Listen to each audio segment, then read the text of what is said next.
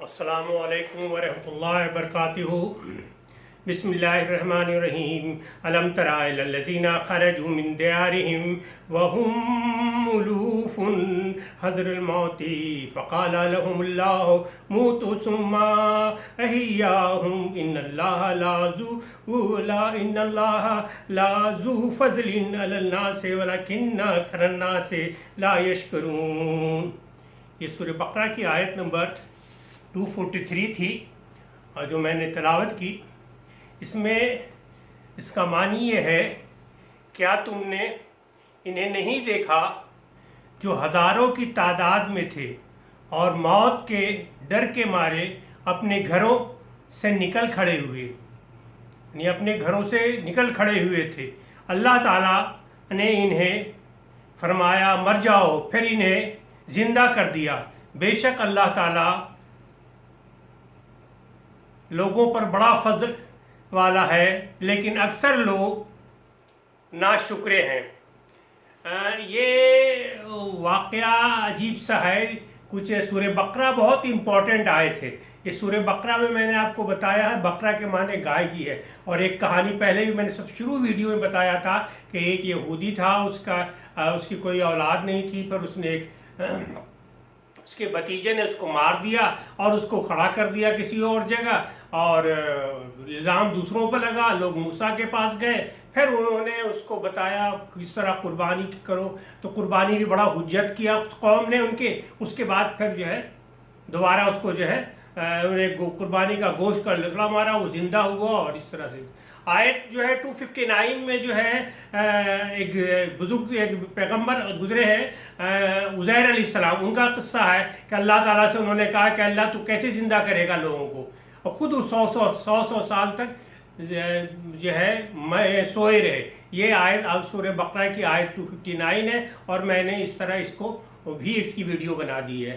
آیت نمبر 263 تھی، جس میں نے یہ فرمایا تھا کہ اللہ تعالیٰ کا یعنی اللہ تعالیٰ کا یہ جو تھا کہ جو یہ تھا وہ بیان کیا تھا کہ 260 میں ابراہیم علیہ السلام نے اللہ تعالیٰ سے پوچھا کہ اللہ تو مردوں کو کس طرح زندہ کرے گا؟ کہا تم کو مجھ پہ یقین نہیں ہے؟ کہا بالکل ہے، لیکن قلب کے یقین کے لیے، تسکین کے لیے کوئی بتا دو۔ تو پھر انہوں نے کہا 4 پرندے لو اور مختلف پہاڑوں کو پھینک دو، ان سے مانوس ہو جاؤ، پھر ان کو ذبح کر دو، اور ان کو اس کے جو ہے بوٹی تمام اس پہ پھینک دو، اور پھر ان کو پکارو، اور کیا تو واقع زندہ ہو گئے۔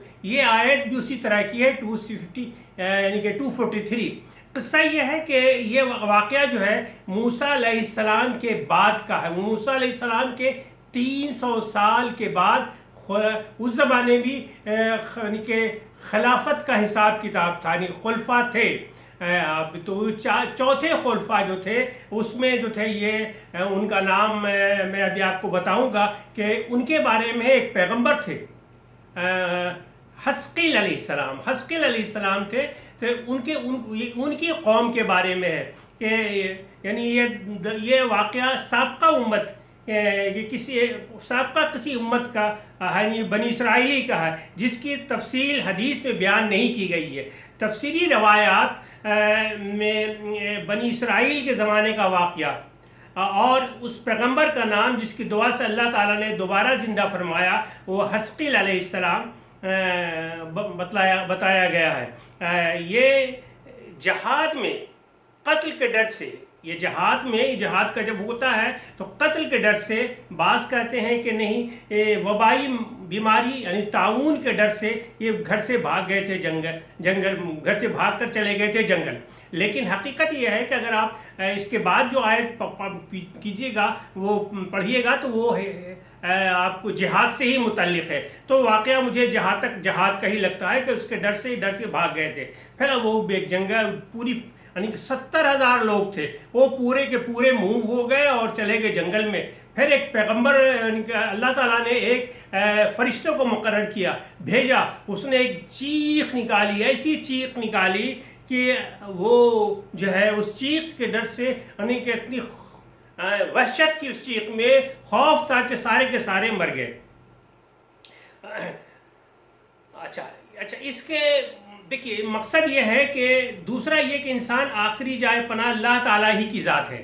تیسرا یہ کہ اللہ تعالیٰ دوبارہ پیدا کرنے پہ قادر ہے، اس آیت سے آپ کو پتہ چل جائے گا، اور وہ تمام انسانوں کو اسی طرح سے دوبارہ زندہ فرمائے گا جس طرح اللہ نے ان کو مار کر زندہ کر دیا تھا۔ اچھا، اگلی آیت تو میں نے آپ کو بتا دیا کہ جہاد کا زلزلہ ہے، تو یہ واقعہ جہاد سے ہی ہوتا ہے۔ اچھا، قصہ یہ ہے کہ جب یہ قوم بنی حزقیل علیہ السلام کی قوم ڈر سے گھر چھوڑ کر بھاگ گئی تو اللہ تعالیٰ کو ناگوار گزرا، اور لہذا اللہ نے ایک فرشتہ کو بھیجا، اور ایک فرشتہ نے ایک چیخ ماری۔ چیخ اتنی بھیانک تھی کہ لوگ جنگل میں سب کے سب مر گئے، جن کی تعداد 70,000 بتائی جاتی ہے، اور ان کی بغیر کفن کے اور اس کے پڑے ہوئے تھے، اس میں 70,000 موتیں ہیں۔ تو 8 دن تک وہ لاش پڑی رہی۔ 8 دن تک جب پڑی رہی تو لوگوں کو دوسرے جو لوگ تھے ان کو ڈر ہوا کہیں جانور اور یہ آ کے، جیسے کتے ہیں، اور یہ آ کے لاش کی برمتی نہیں کریں اور اس کو مزید نقصان نہیں پہنچائے۔ پھر کچھ لوگوں نے اس جنگل میں دیوار کھڑی کر دی، اس ارد گرد 70,000 کو کتنا دن لگا یہ مجھے نہیں پتا۔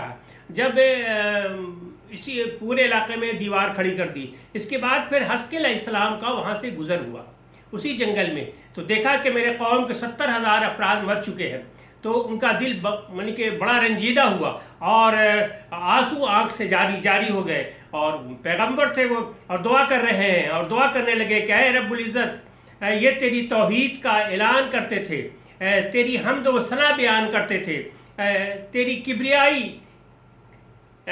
کبریائی کا خطبہ پڑھا کرتے تھے، اے اللہ ان سے غلطی سرزد ہو گئی اور یہ ہلاک ہو گئے، میرے قوم کے 70,000 لوگ ختم ہو گئے ہیں، اور میں اکیلا رہ گیا ہوں، اب میں کس کے پاس جاؤں؟ ان کی دعا میں اتنی تھی کرے ہیں جدت، آپ کہہ لیجئے وجدانیت کیفیت تھی کہ اللہ کی رحمت کو جوش آیا، اور اللہ تعالیٰ نے جو پھر حکم دیا، وحی بھیجی، یہاں 3 وحی بھیجی، یہاں بھی وحی بھیجی کہ حزقیل حکم دو ہڈیوں کو کہ آپس میں جٹ جائیں۔ تو انہوں نے حکم دیا ہڈیوں کے، اللہ کے حکم سے تم ہڈیوں ایک دوسرے کے جس کے ہو اس میں جسم کے ہیں وہ جٹ جاؤ، سب جٹ گئے۔ پھر دوبارہ وہی آئی کہ ان سے کہو کہ اس پہ جو ہے گوشت جو ہے چڑھ جائے۔ پھر انہوں نے حکم دیا ہے کہ حکم دیا کہ اللہ کے حکم سے تمام جو لاشیں ہیں ان پہ گوشت چڑھ جاؤ، تو گوشت بھی چڑھ گئے۔ پھر تیسری حرکت آئی تیسری وہی آئی، اور پھر کہ اے اللہ کے اے حزقیل حکم دو اللہ کے حکم سے کہ ان میں گوشت بھر جائے۔ آخر اس مرحلے میں تیسری وہی بھی آتی ہے کہ کہو اللہ کے حکم سے کھڑے ہو۔ تیسری وہی آئی کہ اللہ کے حکم سے کہو کھڑے ہو جاؤ اور زندہ ہو جاؤ۔ بس یہ قوم جو ہے زندہ ہو گئی اور کھڑی ہو گئی، اور کھڑے ہو کے جو ہے اس نے جو کلمہ پڑھا، جو پڑھا اس وقت اللہ کا حمد بیان کیا، وہ میں آپ کو بتا دیتا ہوں۔ انہوں نے کہا سبحانک اللہم و بحمدک لا الہ الا انت استغفرک و اتوب الیک، یعنی کہ یہ پڑھا، اور اس کے بعد پھر جو ہے، لیکن مسئلہ یہ رہا کہ وہ جو تھے جتنے لوگ تھے 70,000 لوگ دوبارہ تو زندہ ہو گئے، لیکن ان کے کپڑے جو بھی پہنتے تھے گندے ہو جاتے تھے، جیسے کفن گندے ہوتے ہیں وہ گندے ہو جاتے تھے، اور ایک عرصے تک ان کی جو ہے نسلیں جو ہیں جو پیدا ہوتی تھی ان کے بدن سے اسمیل آتی تھی، بدبو آتا تھا، اور ابھی بھی ان کی نسل کے کوئی قوم کے لوگ بنی اسرائیل کے کوئی ہیں اور اس قوم کے ہیں تو ان کے بدن سے یہ بدبو آتی ہے۔ تو یہ میرا چھوٹا معلوماتی یہ تھا، یہ ہے انفارمیشن تھی، قرآن کی 243 آیت تھی جس کا میں نے ذکر کر دیا۔ میں بھی پڑھتا اس لیے کرتا ہوں تاکہ مجھے بھی کچھ سمجھ میں آئے، اور پھر میں اپنے دوستوں کو بھائیوں کو کہتا ہوں کہ آپ اس کو دیکھیں اور سمجھیں۔